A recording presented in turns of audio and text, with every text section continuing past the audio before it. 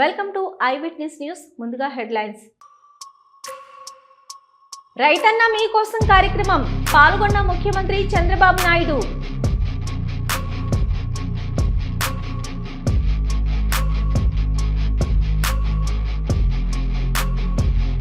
అధికారం దుర్వినియోగం చేయడంలో చంద్రబాబు నాయుడు పీహెచ్డీ చేశారు. మాజీ ఎమ్మెల్యే టీజీఆర్ సుధాకర్ బాబు విమర్శలు.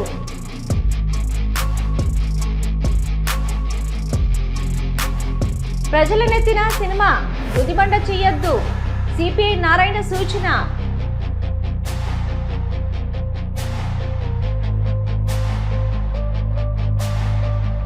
రైతన్న మీకోసం కార్యక్రమం కోసం తూర్పు గోదావరి జిల్లా నల్లజర్లకు వచ్చిన ముఖ్యమంత్రి చంద్రబాబు నాయుడు అధికారులతో క్రాప్ ఫెర్టిలైజేషన్ వివరాలను అడిగి తెలుసుకున్నారు. ఇది ఆయిల్ పామ్ సార్, దీనికి మనకు కోకో పెట్టి ఇప్పుడు మనకు ఇక్కడ ఒకటి కోకో, రెండు దీని మీద ఇది రాదా పెప్పర్? మనకు కోకో మీద కాకుండా సార్ ఇప్పుడు లేటెస్ట్గా అరిగినట్టు వేస్తున్నారు సార్. అరిగినట్టు పైన వస్తుంది, ఆయిల్ పామ్ మీద కూడా వస్తుంది సార్ పెప్పర్. అదే అడిగేది. కాకపోతే సార్ కొద్దిగా మనకు ఇవి ఉంటాయి సార్, డిషెస్ ఉంటాయి సార్ ఎక్కేటప్పుడు, అవి కొద్దిగా దానివల్ల డ్యామేజ్ అవుతుంది అంటున్నారు కానీ బట్ ప్రాక్టీస్ చేస్తున్నారు సార్. దానికి ఎక్కేదానికి క్రాప్ ఎక్కడానికే? అవును సార్, బంచి తీసేటప్పుడు క్రాప్ ఎక్కడ సార్, బంచి తీసేటప్పుడు సీక్లు పెట్టి తీస్తారు సార్. అది తీస్తున్నప్పుడు ఇది డ్యామేజ్ అవుతుంది పెప్పర్ అంటారు sir. When compare with coconut, coconut లో మనకు స్టెమ్ బాగుంటుంది కదా సార్, అక్కడ ఈజీ ఏమైనా స్మూత్ చేయించిన. అదే సార్, మన ఈ మెకనైజేషన్ కానీ ఇంప్రూవ్ చేస్తే సార్, మెకనైజేషన్ ఇంప్రూవ్ చేసి దాన్ని స్మూత్ చేశారనుకోండి, దానివల్ల రెమ్మలు వెళ్తాయి. మీరు కట్ చేస్తున్నారు. ఇంకొక క్రాప్ ఉంది సార్, పిప్పర్లు, అది చేస్తున్నారు ఆయిల్ పామ్ లో, అది బాగా సక్సెస్ఫుల్ గా ఉంది. అది మన టూత్ పేస్ట్ మెడిసినల్ ఇండస్ట్రీస్ లో యూజ్ అవుతుంది. ఏదన్నా కానీ దీన్ని ఏమైనా ట్రిమ్ చేస్తే సార్, రఫ్నెస్ లేకుండా హార్వెస్ట్ చేసి ట్రిమ్ చేయగలిగితే కొంత ఛాన్స్ ఉంది. హార్వెస్ట్ మెకనైజేషన్ చేసి ఆటోమేషన్ లో R&D అది కూడా చేయండి. ఇమిడియట్ కోకో అండ్ అరెకానట్, రెండు కోకోనట్ ఏది కూడా ఈ రోజు నుంచి మీరు ఒక పైలట్ తీసుకొని చేస్తా ఉంటే then will get an ideas. యాక్చువల్గా సార్ 4 క్రాప్స్ చేయొచ్చు సార్, కోకోనట్, అరకనట్ ఒక్కలే కదా, ఒక ఎకరంలో cocoa and black pepper sir, nutmeg also, nutmeg కూడా జాజికాయ వస్తుంది సార్. నియర్లీ 3 lakhs అరకనట్ పైన black pepper sir, black pepper yes sir, మొత్తం 2,75,000 వస్తుంది సార్ నికర. అది ఒక 4 క్రాప్స్ కలిపి 4 క్రాప్ ఒక ఎకరాకి సార్. దాన్నే మాస్టర్ ఇచ్చేయండి మీరు మాట్లాడు. దానివల్ల ఇది కూడా వస్తుంది అనుకుంటా, 4 క్రాప్లు కాబట్టి మల్టీ క్రాప్ కాబట్టి కొంచెం ఇది సస్టైనబిలిటీ కొంచెం వర్కౌట్ చేసేస్తారు. నాకు ఇవన్నీ పైలట్ చేసి నాకు చూపించారు. తూర్పు గోదావరి జిల్లా నల్లజర్లలో రైతన్న మీకోసం కార్యక్రమంలో ముఖ్యమంత్రి నారా చంద్రబాబు నాయుడు పాల్గొన్నారు. పోయినప్పుడు మీరు ఇస్తున్నారు, ఇచ్చినప్పుడు ఆ కాగితాలన్నీ తీసుకొని నేను కూడా చేస్తున్నా. రెవెన్యూ పైన నేను ఎక్కువ శ్రద్ధ పెట్టాలి. రికార్డ్స్ తారుమారు చేసి వెళ్ళిపోయాడు. రికార్డ్స్ తారుమారు చేసిన తర్వాత ఇమ్మీడియట్ గా నిన్ను చూడంగానే మార్చేశానంటే అది ఇంకొక అనర్థానికి దారితీస్తుంది. దాన్ని వెరిఫై చేయాలి, వన్స్ ఫర్ ఆల్ సెటిల్ చేయాలి. ఒక రోజు ఆలస్యమైనా దాన్ని పక్కగా చేస్తున్నాం. నేను ఎక్కువ సమయం పెట్టేది ఈరోజు రాష్ట్రంలో మీరు చూసుకుంటే జగన్మోహన్ రెడ్డి తయారు చేసిపోయినటువంటి ల్యాండ్ గోల్మాలకే ఎక్కువ టైం ఖర్చు పెట్టే పరిస్థితి వస్తా ఉంది. మొత్తం అస్తవ్యస్తం చేశాడు. ఇష్టం లేకపోతే 22A కింద పెట్టాడు. 22A అనగానే అది గవర్నమెంట్ ల్యాండ్ అయిపోయింది. మీ తాత ముత్తాతల దగ్గర నుంచి నీ ఆధీనంలో ఉండే భూమి దుర్మార్గులు 22A కింద పెట్టి గవర్నమెంట్ భూమి అంటే ఇంకా దానికి అడ్డం లేకుండా పోయింది. ఇంకా కొన్ని చేశారు, మామూలుగా చేయలేదు.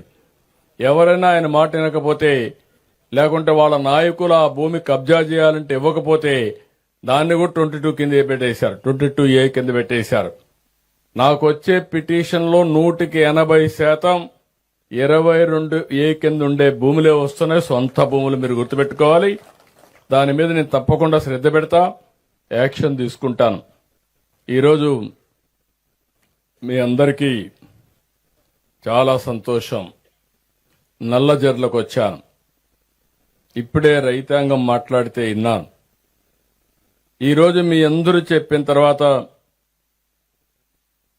నేను వచ్చిన ముఖ్యమైన పని మీరు చూస్తే 18 నెలలుగా ఈ ప్రభుత్వం ఉంది. ఆ రోజు మీరందరూ ఆలోచించారు.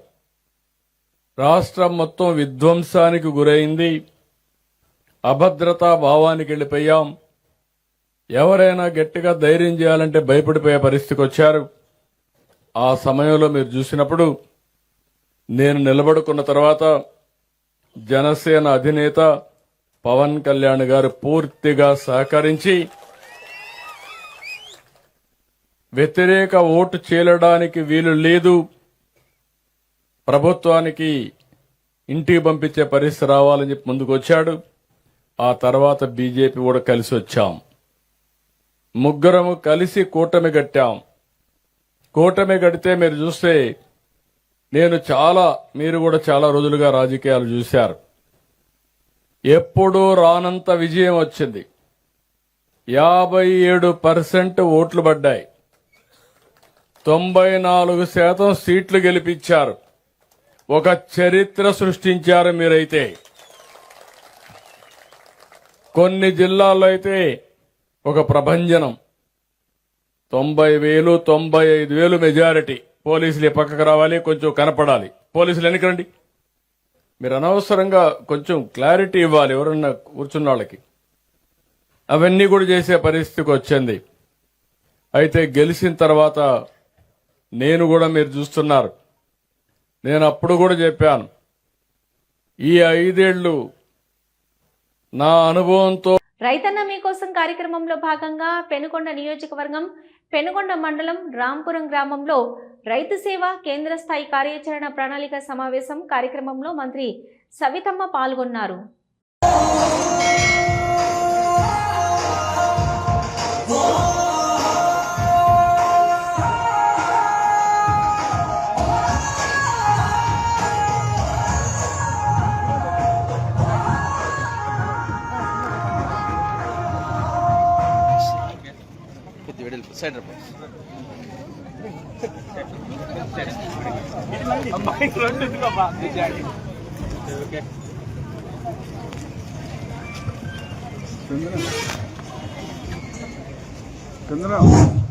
పెనుగొండ శాసనసభ్యురాలు బీసీ సంక్షేమ శాఖ జౌలి శాఖ మంత్రివర్యులు సవితమ్మ గారికి స్వాగతం సుస్వాగతం. వ్యవసాయ శాఖ ఆంధ్రప్రదేశ్ ప్రభుత్వం తరఫున రైతన్న మీకోసం కార్యక్రమానికి ఇచ్చేసినట్టు మంత్రివర్యులు సవితమ్మ గారికి స్వాగతం సుస్వాగతం. రాంపురం పంచాయతీ తరఫున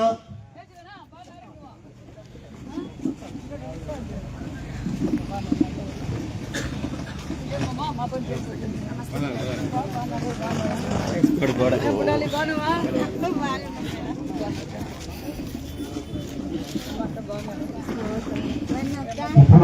గౌరవ మంత్రివర్యులు ఘనజీవామృతం యొక్క తయారీని పరిశీలిస్తారు. గౌరవ మంత్రివర్యులు ఘనజీవామృతం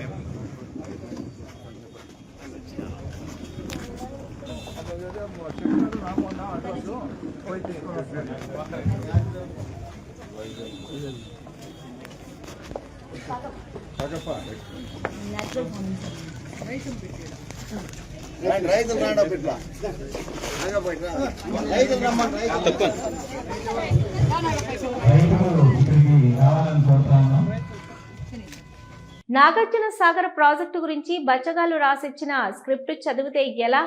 జూలకంత్రి చరిత్ర తెలుసుకొని మాట్లాడాలి కదా అంటూ జూలకంటి బ్రహ్మారెడ్డిపై ఆగ్రహం వ్యక్తం చేసిన మాజీ మంత్రి కాసు మహేష్ రెడ్డి.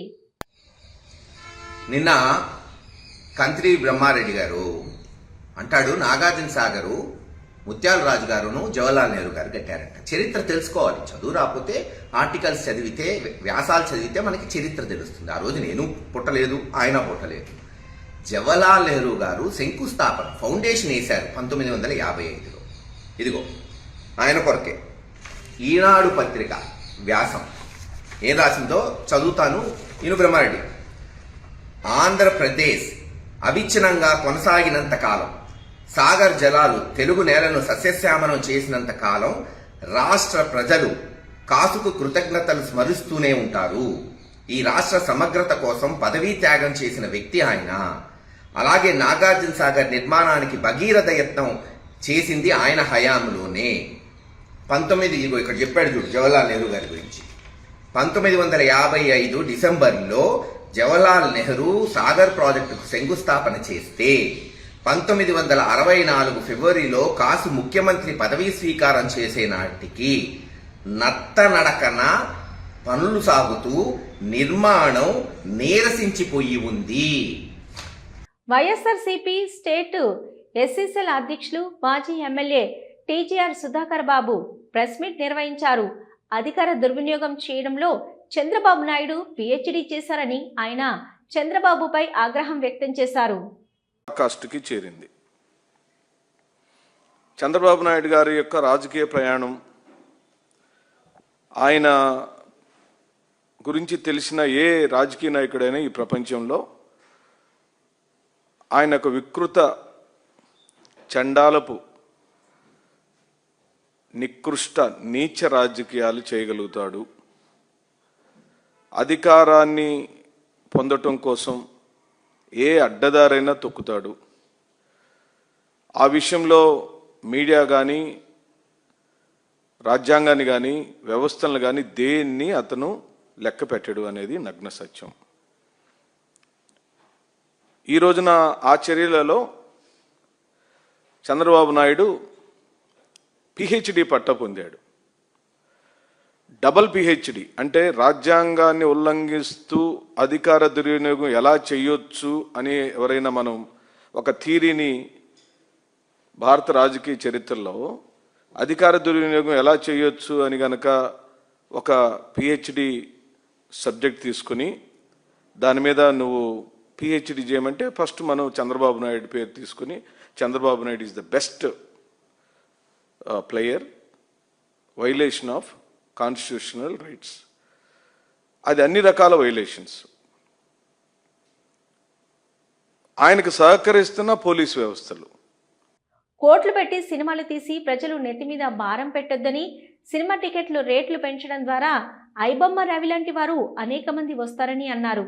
సిపిఐ నారాయణ టికెట్లు రేట్లు పెంచడం ద్వారా అత్యధిక టికెట్ల రేట్లు ఉన్న సినిమాలు వస్తే ఐబొమ్మ రవి చూపించిన దారే ప్రేక్షకులు కోరుకుంటారని నారాయణ అన్నారు. ఇప్పుడే చూశాను, అఖండ 2కి సినిమా రేట్లు పెంచుతున్నట్టుగా రాష్ట్ర ప్రభుత్వం ప్రకటించింది. ఇలాంటి ప్రకటన ద్వారా కదా ఐబొమ్మ రవి లాంటి వాళ్ళు పుట్టేది. మీరు కోట్ల రూపాయలు ఖర్చు పెట్టి సినిమాలు తీసేసేవాళ్ళు ఆ డబ్బులు మొత్తం ప్రజల మీద భారం వేయాలని ప్రయత్నిస్తుంటే ఇది ఎవరికి న్యాయం? కాబట్టి ఇంకా ఈ విలువైన కాస్ట్లీగా ఉన్న సినిమాను చూడడానికి ఇష్టమైన ప్రజానీకం ఐబొమ్మ రవి లాంటి వాళ్ళు చేసిన సినిమాలు చూస్తున్నారు. మీరే సూచిస్తున్నారు. మళ్ళీ అతను అరెస్ట్ చేసే హక్కు మీకు ఎక్కడ వచ్చింది? ఈ ప్రభుత్వానికి నైతిక హక్కు లేదు. ఐబొమ్మ లాంటి వాళ్ళని అరెస్ట్ చేసే నైతిక హక్కు మీకు లేదు. ఎందుకంటే మీరే సృష్టిస్తున్నారు అటువంటి వాళ్ళని. ఇప్పుడు ఆయన జైలు పెట్టి ఇంకా చాలా మంది వస్తారు. ఇలాంటి సినిమాలని రేట్లు పెంచి దివాళా పూర్తంగా సంపన్న వర్గాల ఒడిగని చేస్తూ సామాన్య ప్రజానికాన్ని జోగులు కొట్టేసేటువంటి తిరుక్షోభం చేసేటువంటి అయిపోతున్నారు. ఇంకా రాబోతున్న సినిమాలు 6-7 సినిమాలు రాబోతున్నాయి. అవిటికన్నీ పెంచుతారు. ఇంకా అంటే అట్లా పెంచుకుని పోయి ప్రజలను భారం వేస్తుంటే ఇట్లాంటి ఐబొమ్మ రవి లాంటి వాళ్ళు చాలా మంది పుడతారు. వాళ్ళు రావడం మీ చేత కాదు. ఇది స్వయంకృత అపరాధం. వ్యవస్థలో చేస్తున్నటువంటి అనేక అరాచకాల భాగంగా ఇది ప్రభుత్వం తగిన చర్యలు తీసుకోకపోతే ఇలాంటి అరాచకాలు జరుగుతూనే ఉంటాయి. తక్షణం ఈ సినిమాలు ఆ పద్ధతి ప్రజలకు దూరం చేయబాకండి. ప్రజలు సినిమా థియేటర్లకి ప్రజలకు దూరం పెంచేస్తున్నారు. సినిమా థియేటర్లో 100 రోజులు 50 రోజులు ఆడుతూ ఉంటే జనం చూస్తారు. సామాన్య ప్రజలకు మీరు 3 రోజులు మొత్తం డబ్బులు వాడుకున్న తర్వాత అది ఎవరు చూస్తారు? అంటే సినిమా థియేటర్లకి ప్రజానీకానికి దూరం చేస్తున్నారు. కళామతలకి ప్రజలకు దూరం చేస్తున్నారు. ఇది అత్యంత ప్రమాదకరమైన ధోరణి. ఇలాంటి విలాసవంతమైన సినిమాలు తీసి వాళ్ళు నష్టం అవుతుందని భయంతో ప్రజల మీద భారం వేస్తే ఇది ప్రజలు ఊరికే ప్రసక్తి లేదు. మేము తీవ్రంగా ఖండిస్తున్నాం. రైతులకు 6,300 కోట్లు కేటాయిస్తున్న ప్రకటనగానే మిగిలిపోయింది. రైతు బీమా స్కీము 53 లక్షల మందికి ఇస్తామని 46 లక్షల మందికి కుదించారు. అది గాలికి వదిలేశారు. ధరల స్థిరీకరణ పూర్తిగా గాలికి వదిలేశారు. రైతాంగం ఏ పంటకు గిట్టుబాటు ధర లేదని సిపిఎం మాజీ పార్లమెంటు సభ్యుడు మధు ఆరోపించారు. మన రాష్ట్రంలో ప్రజా సమస్యల గురించి మాట్లాడుకోదలుచుకుంటే మొట్టమొదట మాట్లాడుకోవాల్సింది మన రైతాంగం సమస్య. మన రాష్ట్రంలో రైతాంగం ఈరోజు చాలా తీవ్రమైనటువంటి సంక్లిష్టమైనటువంటి పరిస్థితులను ఎదుర్కొంటూ ఉంది. ముఖ్యమంత్రి ఈరోజే 6,310 కోట్ల రూపాయలు అన్నదాత సుఖీభవ ఇస్తున్నట్టుగా ప్రోగ్రాం అన్ని పత్రికల్లో ఫ్రంట్ పేజీ. ఏ రైతాంగానికైతే అన్నదాత సుఖీభవ అని చెప్పి అనౌన్స్ చేస్తున్నాడో ఆ రైతాంగం ఇంతకుముందు ఎన్నడూ కనివిని ఎరగనటువంటి కష్టాల గొంతులోతో కష్టాల్లో కూరుకుపోతున్నటువంటి పరిస్థితి కనపడుతుంది. ప్రజా రాజధానిపై దాడి చేయడం అంటే యువత భవిత రాష్ట్ర ప్రగతిపై దాడి చేయడమే అని వైసీపీ నాయకులను ఉద్దేశించి అన్నారు మాజీ మంత్రి దేవినేని ఉమా. వైసీపీ నాయకులు, మాజీ మంత్రులు, పులివెందుల శాసనసభ్యుడు వైఎస్ జగన్మోహన్ రెడ్డి ఆయన అవినీతి పత్రిక సాక్షి పత్రిక, సాక్షి ఛానల్ చేస్తూ ఉన్న విష ప్రచారం,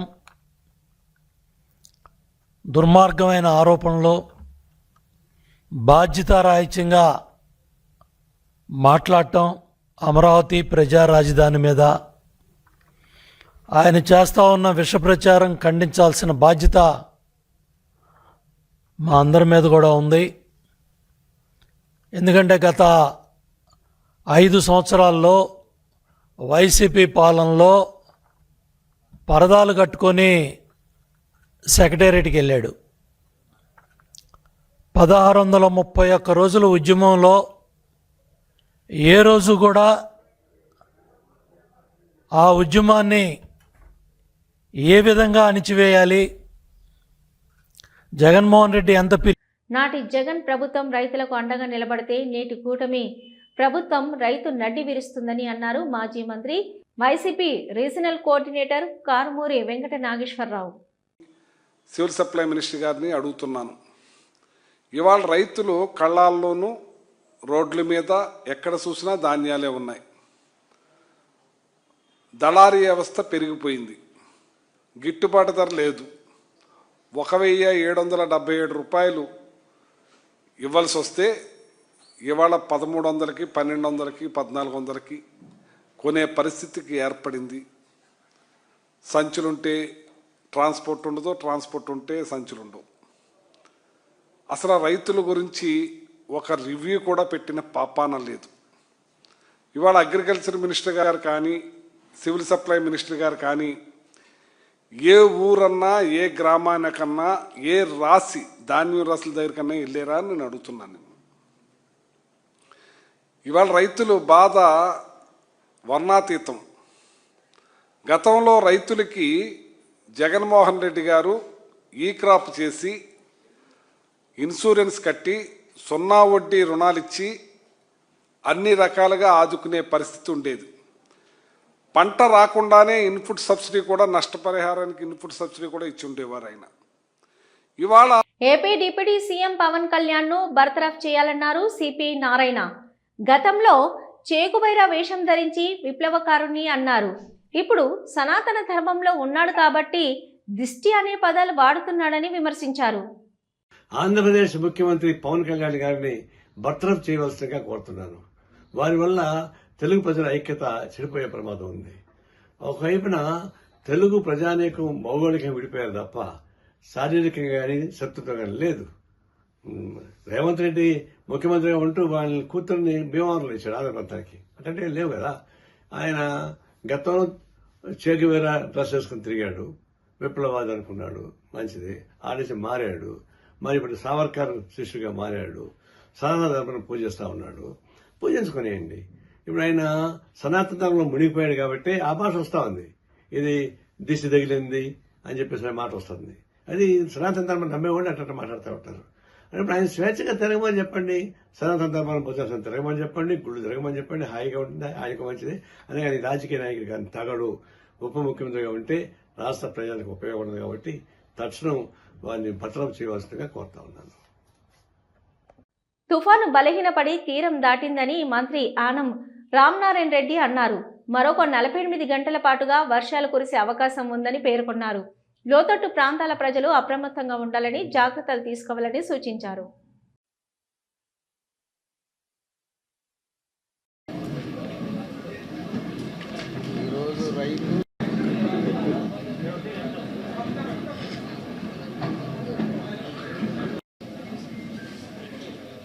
మీడియా మిత్రులందరికీ నమస్కారం. ఈరోజు ప్రత్యేకంగా ఈ సమావేశం ఏర్పాటు చేయడానికి 2-3 కారణాలు ఉన్నాయి. మొదటిది,